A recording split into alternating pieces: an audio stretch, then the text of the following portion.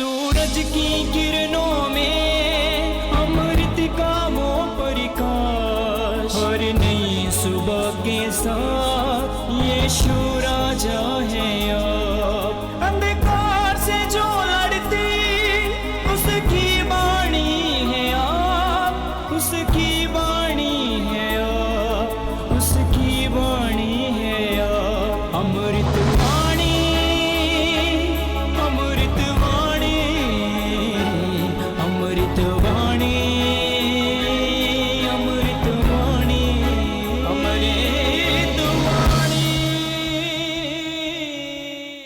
पहला पाठ नबी ईसायास का ग्रंथ अध्याय 41 पद संख्या 13 से 20 तक।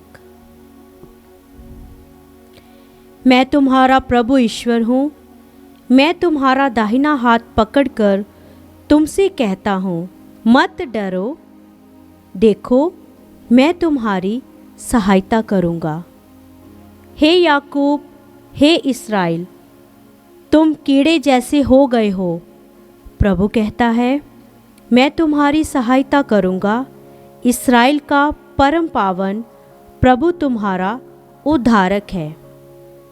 मैं तुमको दमवरी का यंत्र बनाता हूँ, नया दुधारा और पैना। तुम पहाड़ों को दाम कर चूर चूर करोगे और पहाड़ियों को भूसी बना दोगे। तुम उन्हें ओसाओगे, हवा उन्हें उड़ा ले जाएगी और आंधी उन्हें छितरा देगी। तुम प्रभु में आनंद मनाओगे और इस्राएल के परम पावन ईश्वर पर गौरव करोगे। दरिद्र पानी ढूंढते हैं और पाते नहीं, उनकी जीभ प्यास के मारे सूख गई है। मैं प्रभु उनकी दुहाई पर ध्यान दूंगा। मैं इस्राएल का ईश्वर उन्हें नहीं त्यागूंगा। मैं उजाड़ पहाड़ियों पर से नदियां और घाटियों में जलधाराएं बहा दूंगा। मैं मरुभूमि को झील बनाऊंगा और सूखी भूमि को जल स्रोतों से भर दूंगा। मैं मरुभूमि में देवदार, बबूल, मेहंदी और जैतून लगा दूंगा। मैं उजाड़ खंड में खजूर, चीड़ और चनार के वृक्ष लगाऊंगा। इस प्रकार सब देखकर जानेंगे, सब उस पर विचार कर स्वीकार करेंगे कि प्रभु ने यह सब किया है। इस्राएल के परम पावन ईश्वर ने इसकी सृष्टि की है। यह प्रभु की वाणी है। ईश्वर को धन्यवाद। भजन अनुवाक्य। प्रभु दया और अनुकंपा से परिपूर्ण है, वह सहनशील और अत्यंत प्रेममय है। प्रभु दया और अनुकंपा से परिपूर्ण है, वह सहनशील और अत्यंत प्रेममय है। हे मेरे ईश्वर, मेरे राजा, मैं तेरी स्तुति करूँगा। मैं सदा सर्वदा तेरा नाम धन्य कहूँगा। प्रभु सबों का कल्याण करता है, वह अपनी सारी सृष्टि पर दया करता है। अनुवाक्य। प्रभु दया और अनुकंपा से परिपूर्ण है, वह सहनशील और अत्यंत प्रेममय है। हे प्रभु, तेरी सारी सृष्टि तेरा धन्यवाद करे। तेरे भक्त तुझे धन्य कहे।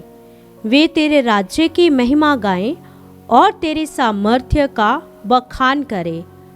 अनुवाक्य।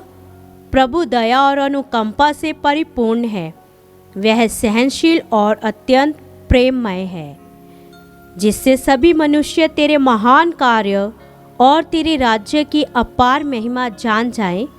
तेरे राज्य का कभी अंत नहीं होगा, तेरा शासन पीढ़ी दर पीढ़ी बना रहेगा। अनुवाक्य। प्रभु दया और अनुकंपा से परिपूर्ण है, वह सहनशील और अत्यंत प्रेममय है। जय घोष।